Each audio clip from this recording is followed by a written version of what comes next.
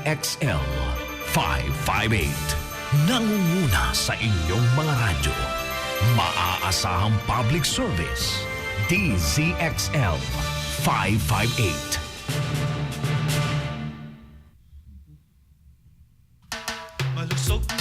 Nandito na ang programang kung saan ang kalusugan ay number 1. 21st at 22nd KBP Golden Dove Awardee for Best Radio Public Service Program. Radyo mo sa nutrisyon. Mga usaping ukol sa pangkalahatang kalusugan.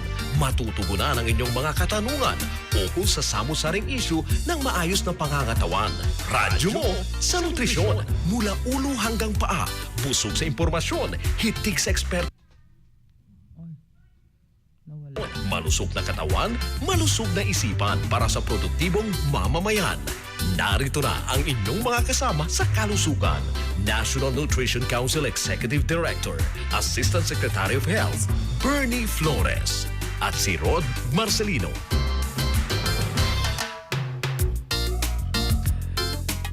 National Children's Month ang Oktubre, mga kasama. Alinsunod ito sa Presidential Proclamation number 267 noong 1993. Ang National Children's Month ay naglalayong mabigyang diin ang kalagahan ng mga bata sa pamilya at sa pagsulong ng bansa. Binibigyang diin din pati na rin po yung kapakanan at karapatan ng mga bata.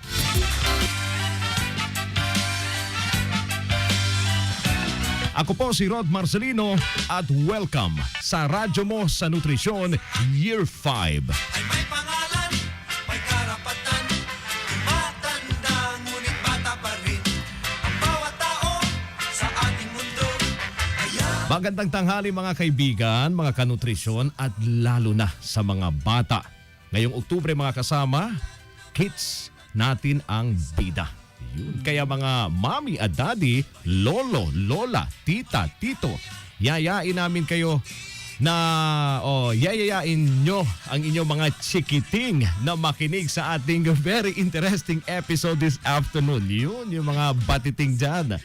Handog sa atin ng sino pa? Siyempre, mga kasama, kundi ang ating ninang sa nutrisyon at kalusugan ng Executive Director ng National Nutrition Council, Secretary of Health, o Assistant Secretary of Health, Bernie Flores. Magandang hapon, Ma'am Bernie. Nako. Good afternoon, Rod. Parang nagiging bata na rin yung intro ko dahil ito'y alay para sa ating mga chikiting. Para Yung fun, episode natin fun. tama.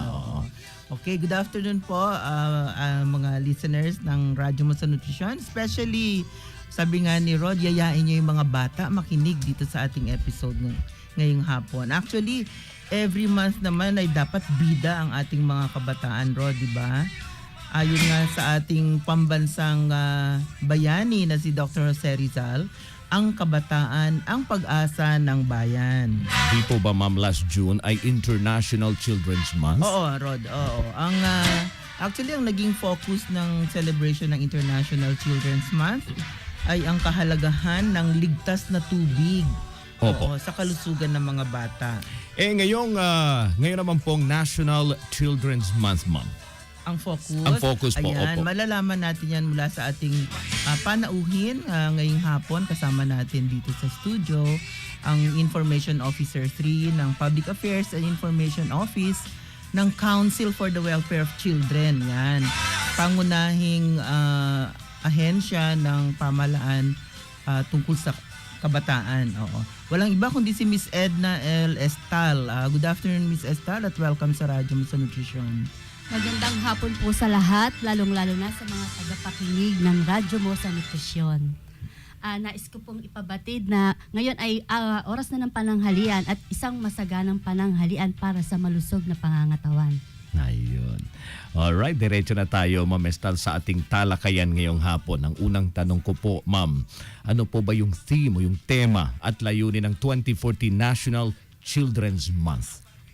Okay, nabanggit po kanina ni ASEC Bernardita Flores ng National Nutrition Council. Salamat po sa pag-imbita sa amin. Para po sa taong ito, ang tema po ng ating National Children's Month celebration ay ang Bata, Kasali Ka, Ikaw ay Mahalaga.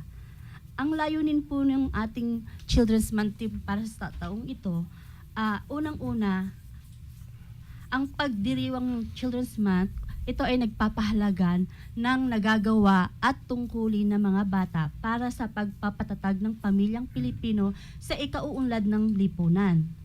Ang pambansang pagdiriwang ng Children's Month ay tinitignan bilang preventive na pamamaraan upang mapangalagaan ang karapatan at kapakanan ng mga bata na kung saan ay nananawagan ng pagkakaisa para sa mga gawain at programa ng iba't ibang sektor.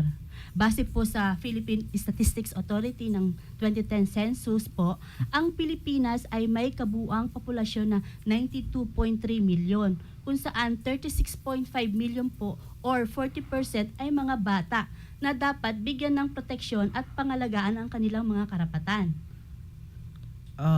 Okay. Actually, 100 million na tayo ngayon. Opo, Latest ma'am. na Yung statistics. Oo. populasyon. Oo. So, nabanggit mo na binibigyang diin yung karapatan ng mga bata at kabataan tuwing sineselebrate natin.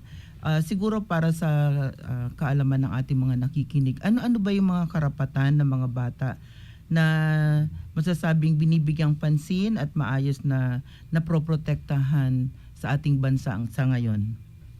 Ito po unang-una, yung nabibigyan ng tamang pansin, ito po yung sa development na kategorya ng Convention on the Rights of the Child. Meron po tayong 4 na kategorya ng CRC. Ito yung survival, development, protection, and participation. So sa polisiya po nakikita natin ang nabibigyan po yung development at saka yung protection aspects po ng CRC or Convention on the Rights of the Child. So ano-ano yung mga karapatan na yun? Unang-una po ay pagbibigay proteksyon sa mga pang-aabuso sa mga bata. Kasama doon yung sa school na pamamalakad po. And then also yung mga nasa situation of armed conflict, yung tinatawag nating CSAC or Children in Situation of Armed Conflict. Sa ano naman po, sa development, meron Child Protection Policy ang Department of Education kung saan para matugunan ang mga problema sa mga pang-aabuso sa loob ng school, like yung bullying po na madalas napapanood natin sa TV at naririnig sa mga reklamo sa mga magulang at sa mga bata po mismo. Bullying, oo. Yan, very popular at saka totoong nangyayari yung bullying na yan. Ano? Pero yung ano naman yung nangangailangan ng priority or pansin, ano yung yung karapatang pambata na hindi pa masyadong nabibigyan ng pansin sa ngayon? Sa ngayon po, ma'am, napansin natin na kanina nabanggit na yung kategorya ng participation rights, yun po yung dapat tuunan ng pansin. Kaya po ang Council for the Welfare of Children ay nag-develop po o nag-formulate ng team para sa taong ito. Ito nga po yung bata, kasali ka, ikaw ay mahalaga. Para po tignan yung magiging involvement ng mga bata po natin sa iba't ibang aspeto Ulitin po natin ng yung tema lipunan. kasi dire-diretso yung sabi mo. Pero bata, kasali ka, ikaw ay mahalaga. O, yun. Kasi yun yung participation na Opo. gusto mong sabi mo, gusto nating bigyan ng Diin. emphasis for this year's celebration of ng Children's Month. So, ano ba yung participation? Saan ba natin ina-expect na nagpa-participate ang mga bata?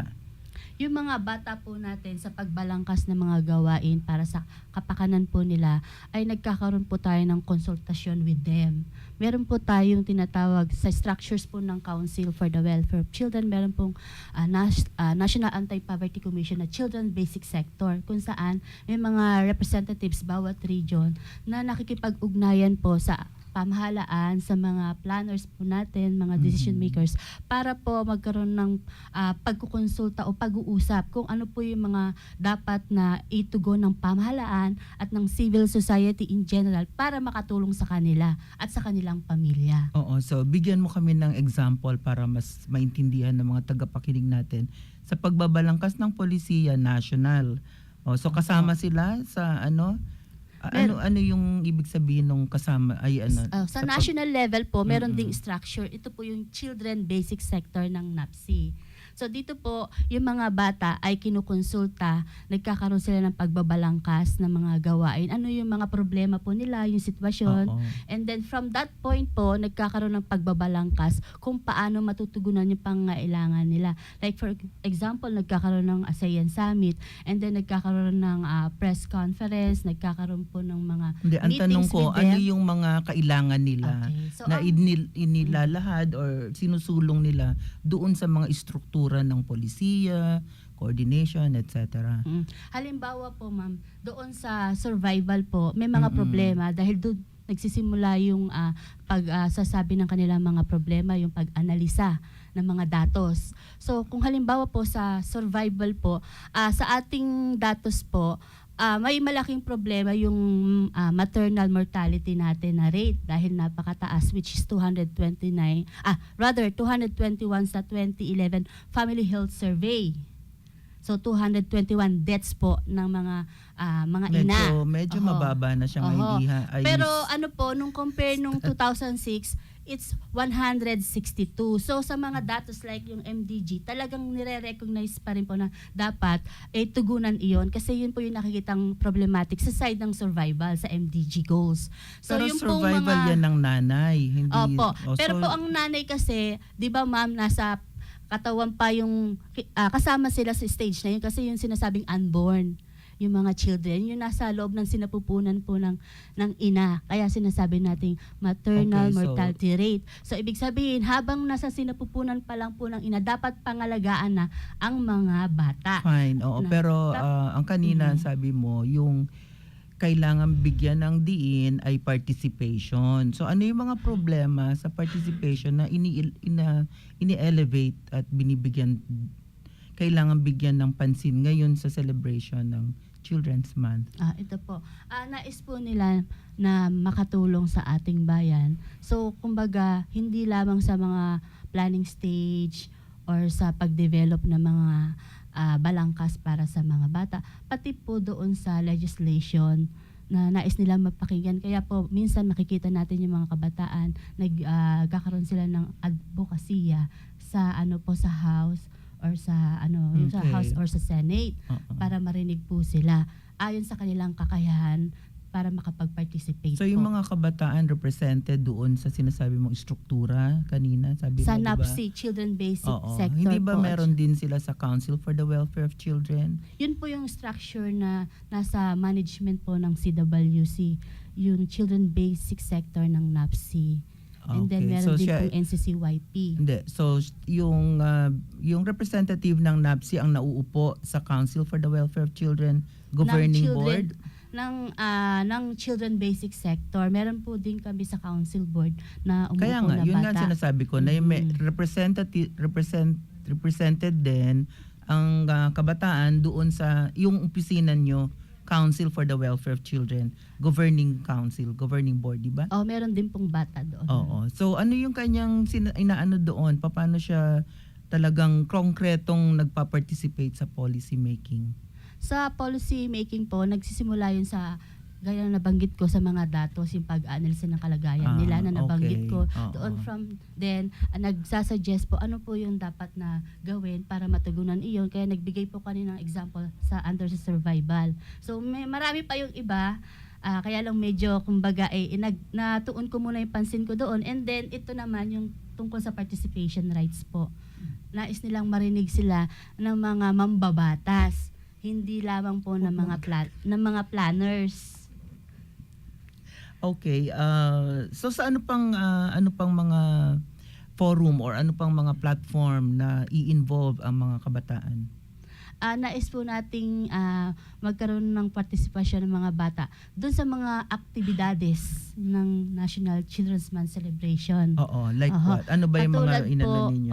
po, nagkaroon sila ng performances ng kanilang talents po, pinakita nila, and then nag-serve sila as MC during the event, lalo ng ating Walk for Awareness on Children's Rights na nangyari sa Luneta po Mhm. noong Oktubre 4 po ng kasalukuyang taon. Launching ng launch. And then nag-serve din sila as MC po, and then nagkaroon din po that event ito yung kick-off event ng Children's Month celebration para sa taong kasalukuyan, nagkaroon ng awarding ng Sipat Bata Photo Contest.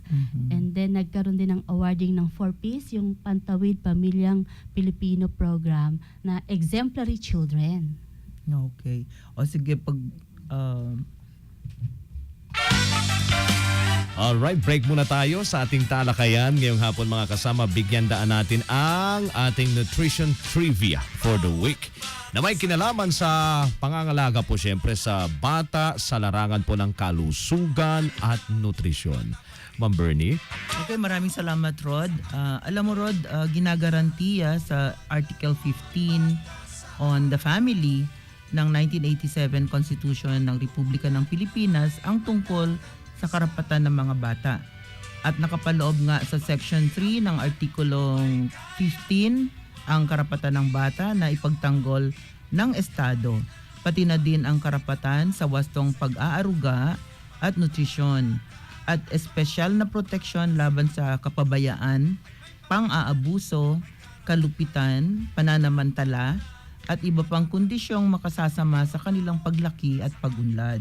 So naka-enshrine sa ating Philippine Constitution Yung karapatan, yung karapatan ng mga bata. Oo. Alright, maraming salamat po, ma'am. Samantala, eto naman mga kasamang ating text question of the day. Ito na naman ang Ito, ating isa na inaabangan namang nila. giveaway, Rod. Tama. Kasi ang tanong natin ay ano ang tema ng National Children's Month ngayong taon. Nako, nabanggit yan kanina ng ating bisita. Oo. Ilang ulit, no? Binanggit ni Miss Estal ang temang theme. Alright mga kasama, syempre alam namin, alam na alam nyo yung sagot. Kaya i-text po ang sagot sa ganitong format.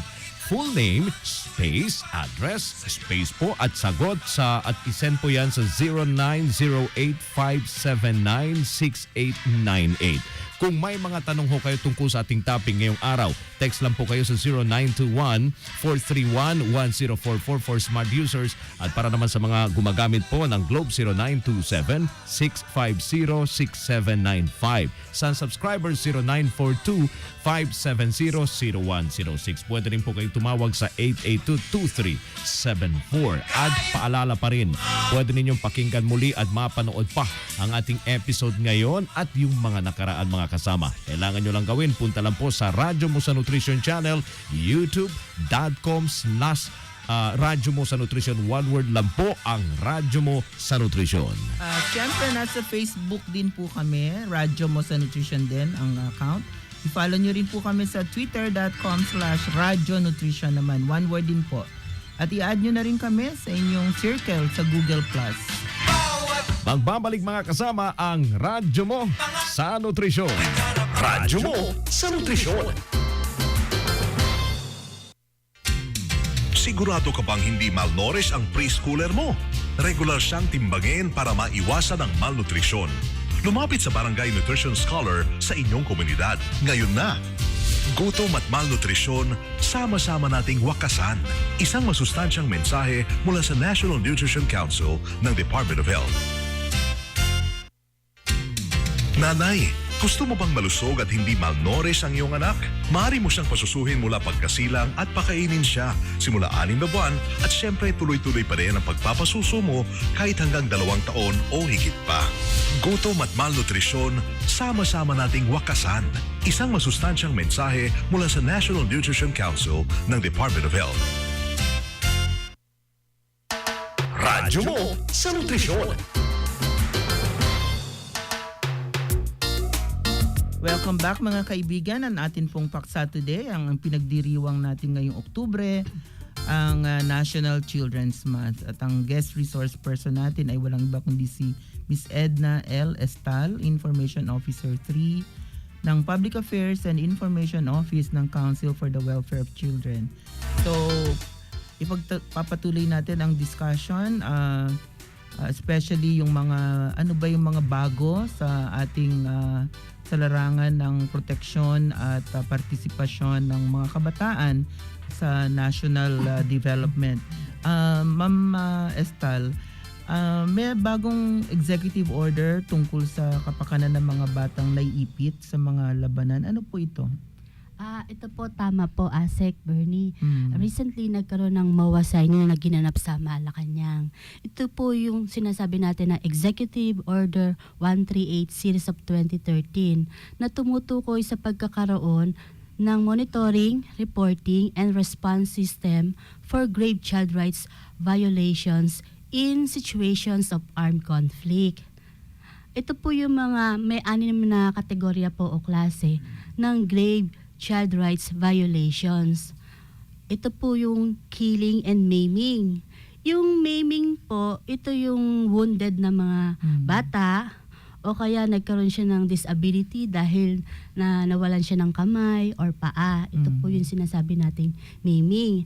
And then, ang isa pa pong uri under ng grave child rights violations po ay yung recruitment and use of children. Like for example po, yung mga ginagawang spy, courier or guide, yung fighters, Yung mga or cook. pasabilis, Opo. mga courier, mga taga-pasa ng mga impormasyon. Opo. Mm-mm. And then another po na uri ay yung attack on schools and hospitals. Meron din pong abduction of children. Sa abduction of children po, ito po yung mga na-apprehend or na-detain or nahuli ng mga bata.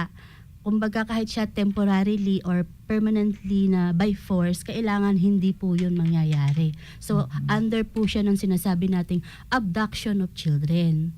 Ang panglima po na uri ay yung rape and other grave sexual violence against children. And ang pinakahuli po, yung pang-anim ay denial of humanitarian access. Ito po, for example, merong medical team para magbigay ng tulong, hinarang po sa daan. So hindi po nila nabigyan ng tulong yung mga bata na nasa sitwasyon ng conflict areas. Hindi ko Labanan. nakuha yung first two. Kasama ba dyan yung armadong kabataan?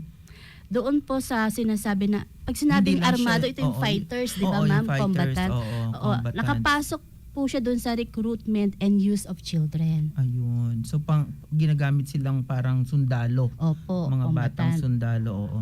So ano ang ano niyan? O yan, na-identify yung 6 na puntong yan. Tapos anong gagawin? Ito po, doon po sa EO 138 is actually an amendment of EO 56 series of 2001. So dito po, ang sinasabi dito, ito yung pag-adapt ng comprehensive program framework for children in armed conflict na kung saan doon po sa EO 56 kung saan nagkaroon ng amendment through EO 138, doon po sa EO 56 ang lead agency Office of Presidential Advisor on Peace Process or OPAP. Sila po yung lead agency ng monitoring and reporting. Pero with the issuance po ng EO 138, which is an amendment of EO 56, yung pong CWC ay naging lead on monitoring, reporting, and response system for grave child rights violations. Mapapansin po natin dito, pumasok na yung word na response. Hindi lang po siya monitoring and reporting. Ang mahalaga hong tinignan dito kung ano yung magiging tugon natin para matulungan yung mga bata po dito. Dahil po dito, ang CWC po ay nakapag-conduct po ng mga iba't ibang orientations na po sa iba't ibang lugar sa selected provinces. Last year po, nag-start until this year, which is ongoing na po. So dito po, nabigyan natin ng orientasyon tungkol sa feature ng protocol ng monitoring, reporting, and response system on grave child rights violations. Siguro po magandang magbigay ng halimbawa kung ano po yung mga lugar na yon. Ito po yung selected provinces ng Region 4A, 4B, CAR, 5, 7, and 8. And then for this year po, sa Mindanao, ito yung sa provinces ng ARM like yung Basilan, Tawi-Tawi, Sulu, and then dun sa Surigao, then Agusan, of course, ng part ng Region 13. So nag-orientation tapos, sa mga opo, lugar na yan. Region 9 and Meron ba Region kayong mga 11. clinic-create na mga grupo after the orientation? Or during the orientation? Ang nangyari po, ito pong orientation dun sa mga frontline service workers po, itong orientation na ito. So paano imo-monitor ng CWC yun? Halimbawa meron ng bakbakan, pupunta kayo doon sa lugar na may bakbakan? Ang nangyayari Para po, titingnan nyo kung may mga bata na sundalo, ganun. ang isa pong responsibility ng CWC ay magkaroon ng database system po Mhm. para automatic po yung reporting kung ano po yung nangyayari. Oo. So Matrack saan yung manggagaling sitwasyon. yung data ninyo? Doon po sa mga social workers na nagkaroon ng pag-uusap dahil nagkaroon po ng orientation. Okay. O sige, maiba naman tayo. Sa larangan naman ng sa eskwela, yung bullying, nabanggit mo kanina yung bullying. May bago ring polisiya tungkol dun sa bullying in schools. Opo, ma'am. Oo. I think ito yung sinasabi nating Siguro interesante, Rod, ang mga nakikinig natin dyan. Dahil Opo. baka yung mga nanay. anak nila, Oo. ay nagiging biktima ng Ng bullying. bullying. Apo. Bullying muna ito nung ka-level nila, peer ha, yung mga kaklase Apo, nila, mga ganon. Sige. Kasi may ibang bullying din, bullying ng mga teacher. Opo. Doon po, ma'am, sa polisiya na nagawa po, ito po yung tinatawag na Republic Act number 10627 or an act requiring all elementary and secondary schools to adopt policies to prevent and address the acts of bullying in their institution. So, Okay. hindi lamang po bullying ang tinignan dito, Oo. kundi po yung mga violenteng nangyayari sa loob po ng school. Pati Dito ba po, yung mga opo. hazing kasama dyan? Siguro po kasi sinabi natin pag sinabing Violence, abuse or tama. violence, tinitignan din po yun, Okay. pag-aaralan. So dito po makikita natin dahil ang top problem po ay yung bullying sa school, ito yung pinaka na parang nakitang dapat solusyonan agad. So nagkaroon po tayo ng ganitong RA 10627 kung saan po ang Department of Education ay nag-develop, gawa na po actually yung kanilang child protection policy upang solusyonan ang violence sa school. Ang goal po na ito ay para maging epektibo ang implementasyon ng pagkakaroon ng sinasabi nilang zero tolerance policy for any act of child abuse, exploitation, violence, discrimination, bullying, and other forms of Okay. abuse. So, nasa eskwelahan na yan. Opo. Pinapatupad na. Oo, nagkakaroon sila ng orientation sa iba't ibang lugar sa Okay. schools. Doon sa larangan naman ng trabaho, employment, yung sa pinagtatrabaho ng mga magulang yung mga bata. Meron tayo very recently viral, Rod, yung bata na ninakawan ng kita niya. Oo, yung 200 pesos lang. yung Nanginginig yung bata sa pandesal, tao. yung ba nagbebenta, opo, Pandesal kawawa. vendor. Oo. Pero yung bakit siya ang pinagtatrabaho ng magulang niya? No? Child Oh, labor. meron ba tayo ng batas para doon or administrative Opo. instrument? Oo. Nung napanood ko po yun, Asek and Rod, Kuya Rod, na antig yung aking damdamin kasi nakikita ko talaga yung bata, nanginginig siya. At saka ang liit ng kita niya, pati yun ay pinatulang pa. So, ang CWC po, oo. bilang ahensya na focal po agency ito ng gobyerno para sa pangangalaga ng karapatan at kapakanan ng mga bata, meron po tayong tinatawag na Presidential Decree number 603 or the Child and Youth Welfare Code. Dahil po nakikita yung kahalagahan ng duties ng mga magulang. Doon po nakasaad doon kung ano yung mga tungkulin ng magulang. So, kaakibat po nito, meron silang accountability. So, dito po tinitignan na dapat itong ating mga magulang doon po sa ating article. Dito po, Article 59, liabilities of parents. Dapat yung mga magulang hindi nila pinababayaan o inaabando ng kanilang mga anak. Pag ginawa nila iyon, magkakaroon sila ng liability sa ating bansa, sa ating lipunan. So dapat binibigyan nila ng pagpapahalaga, kalinga, pagmamahal, pag-aaruga ang mga bata. At proteksyonan sa mga sitwasyon na kumbaga ay risky. So, or mapanganib. And then, siguro, tungkulin din ng magulang na dapat hindi nila ibenta ang kanilang mga anak para sa anumang bagay na material. Yung ibebenta sa ibang tao. O kaya Whether dapat bigyan ng katulong tamang or for sex. education. Commercial sex, Kaya oo. hindi dapat paggawin sa lansangan kasi delikado po sa lansangan. Kaya naman po yung ating pamahalaan, meron din pong tulong na binibigay sa mga magulang na mababasa natin sa PD 603. Ito po yung sinasabi natin na medical and dental services, financial aid and social services for the needy families. Yung binabanggit mong PD 603 nasa website ninyo nakalagay, Accessible po yan, ma'am, sa kahit sa official gazette. May mga batas po doon na pwede nating i-surf para ma-access natin yung full content po ng mga batas Okay. para sa bata. Pag nakita natin halimbawa ganyan kahapon, may lumabas nga na ganun. Pag witness tayo, anong gagawin natin? Ordinaryong Pilipino pag nakita, meron ba tayong re-reportan ng insidente ng mga pagmamalupit sa mga kabataan? Opo, meron kayo meron ng, pong flowchart po yan, ma'am. hindi, meron kayo Tapos ng kung saan, tatawagan na numero, hotline, ganon. nakalagay po, and then sa mga Ano posters din po nakalagay na mag-report. Meron kayo?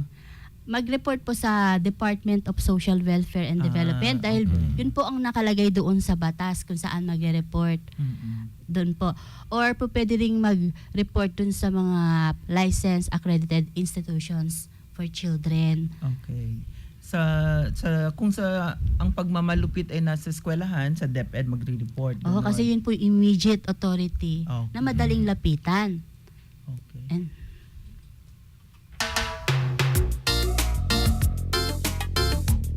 Okay, Rod, sa discussion na maikli na sa ngayong Sabado, nakita natin na ang pagmamahal ang pangunahing sangkap sa buhay ng isang bata.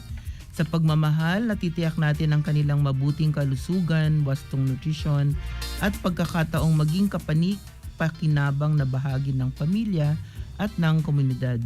Tuwing National Children's Month, ngayong Oktubre, ating kinikilala ang mahalagang gampanin ng mga bata bilang tagapagtaguyod ng bansa sa hinaharap. Tinatawagan din dito ang bawat Pilipino na lumikha ng komunidad na angkop para sa mga bata at ituro sa kanila ang pagkamakabayan, wastong pag-uugali at pagpapahalaga sa ating kapaligiran at mga katutubong kaugalian. Maraming salamat sa ating guest resource person na si Ms. Edna L. Estal, Information Officer 3 ng Public Affairs and Information Office ng Council for the Welfare of Children. Ang inyo pong parting words para sa ating mga ka-nutrition, Ms. Edna. marami pong salamat, Asek Bernie, Kuya Rod, at sa lahat ng tagapakinig po ng Radyo Mo sa Nutrisyon. Isang karangalan para po sa Council for the Welfare of Children na maipamahagi ang kaalaman tungkol po sa National Children's Month Celebration. Kaya po ini-invite ko po ang lahat ng mga tagapakinig po ng ating Radyo Mo sa Nutrisyon na makilahok po sa mga activities na nakalatag para sa taong ito. Natapos na po yung ating press conference sa Balitaan sa Rembrandt noong October 3, and then October 4 po yung kick-off event, which is the Awareness Walk on Children's Rights na ginanap sa Luneta. And then ngayon po ongoing na nag-start noong October 10 po, yung pong storybook writing workshop po para sa marginalized sector ng mga kabataan. May IP po doon, merong child labor at iba pang sektor ng mga grupo ng kabataan po. Ito po yung nasa tulong ng National Commission on Culture and Arts po. Ang kanilang facilitator ay si Dr. Gat Maitan. And then magkakaroon din po tayo sa October 18 ng on-the-spot art painting contest po sa pakikipagtulungan sa OSH po, Occupational Safety and Health Center, dyan po sa May Diliman, malapit sa Trinoma. Opo, ito po ay sa pakikipag-ugnayan sa Department of Labor and Employment, Bureau of Workers with Special Concerns para pong suporta nila sa Children's Month na actually ito yung kanilang sineselebrate na 2014 World Day Against Child Labor na supposed to be June pero tinapat nila sa October para matulungan, masuportahan ang ating celebration para sa taong ito, yung ating Children's Month. And then meron din tayo na October 20 to 22 yung Vice Mayor's League of the Philippines Second National Legislative Summit for the Protection and Development of Children. And then National Children's Congress of Pantawid Pamilyang Pilipino Program Exemplary Children on October 22 to 26. Children's Summit, ito po yung culminating activity on October 28, 29. And then yung Children's Art Festival Skydome with SM partnership po. Ito gagawin for free. Binigay po ng SM North EDSA Salamat on October 29 to highlight yung ating performances ng mga bata. And then ang pinaka last po yung Children's Symposium and Photo Exhibit in partnership with Robinson's Novaliches on October 28 to November 2 po. Okay. So, maraming kabataan naman siguro ang kasama dyan. Ano? Opo, sila po yung prime audience natin at meron silang mahalagang role sa mga activities. Okay. Alright. Samantala mga kasama, ito na pong 6 na winners ng TIG 100 pesos na cellphone load. Giveaway, Rod. Oo. Dahil napakasimple lang po yung ating tanong rito. Alright, ang tanong, ano ba yung tema ng National Children's Month 2014? At ang sagot, At ang sagot, Ma'am Bernie, bata, kasali ka. Ikaw ay mahalaga. Yun. Eto, yung mga sumagot ng tama. Ang unang winner of 100 pesos na cellphone load ay mula pa Norsagaray, Bulacan. Congratulations to Vicente Valerio. Lalaki. Ang pangalawang winner, Ma'am Bernie, ay naku, napakalayo. Galing pang Visayas. From Iloilo City. wow. Si Haro Iloilo. Hearty Avancenia. Hearty. Hearty. Baka, Magandang pangalan Hindi niya. ko alam, babae o lalaki. Oo. Baka lalaki, mukhang lalaki. Yung pangalan mo. Dapat Hardy. Oo. Ang pangatlo naman ay mula pa Altava Zaklan. Aklan. Uy, From Region Aklan. 6 ulit. Opo. Ano, Congratulations to John Gregorio Ubaldo. lalaki pa rin. Oo. Congratulations, John. From Luzon, Visayas, dumako tayo sa Mindanao. Alright. From Dipolog City. Ay, wow. From Dipolog. Zamboanga Peninsula. Zamboanga Peninsula. Congratulations to Hilario Misario. At Lalaki na naman. Lalaki na Oo. naman. Congrats, Oo, Hilario. Yung mga lalaki ngayong episode Anong apelido natin. ni Hilario? Misario. Misario. Misario. Okay. At Fifth.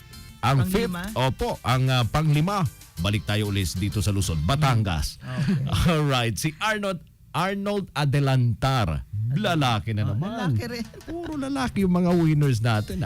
At yung last, yung pang-anim, Ma'am Bernie, ito'y taga-Pasay lang. Malibay Pasay. Si Frederick Novino. Lalaki. Lahat lalaki. Congratulations po. Oh, ang yayabang nyo ha. Puro na kayo. Dalawang episode na to na puro lalaki ang winner, Rod. Opo. Congratulations. Aktibo sa ngayon yung lahat. mga lalaki. Congratulations po at salamat sa inyong pakikinig. At syempre, Ma'am Bernie, i-remind ko lang po na pwede pa rin sila magpadala ng kanilang mga katanungan tungkol sa ating episode ngayon. I-text lang ang inyong mga tanong sa 0908-579-6898 po. At kahit wala na po kami sa ere, abangan ang reply ng aming production team sa inyo pong mga tanong. Kasi yan po ang patuloy na serbisyo publiko ng Radyo Mo sa Nutrisyon. Yeah. Maraming salamat mga kaibigan sa inyong patuloy na pagtangkilik po sa Radyo Mo sa Nutrisyon. Tandaan, dito po sa Radyo Mo sa Nutrisyon, bubusugin namin kayo sa impormasyon. Sisiksikin namin kayo ng mga tip tungkol sa tamang nutrisyon. At tutulungan namin kayo, iwagsi po ang mga maling gawaing kumukontra sa mabuting kalusugan. Wastong nutrisyon, impormasyon. Solusyon, positibong aksyon. Tandaan lamang po, malusog na katawan, malusog na isipan para sa malusog na mamayan. Ako po ang inyong lingkod, Assistant Secretary of Health, Bernie Flores. At ako naman po si Rod Marcelino. Kami po ang inyong mga kabalikat sa kalusugan at wastong nutrisyon. Dito sa Radyo Mo sa Nutrisyon. Malusog na katawan, nutrisyon ang kailangan. Ang programang ito ay inihatid sa inyo ng National Nutrition Council. Radyo mo sa nutrisyon. Malusog na isipan, nutrisyon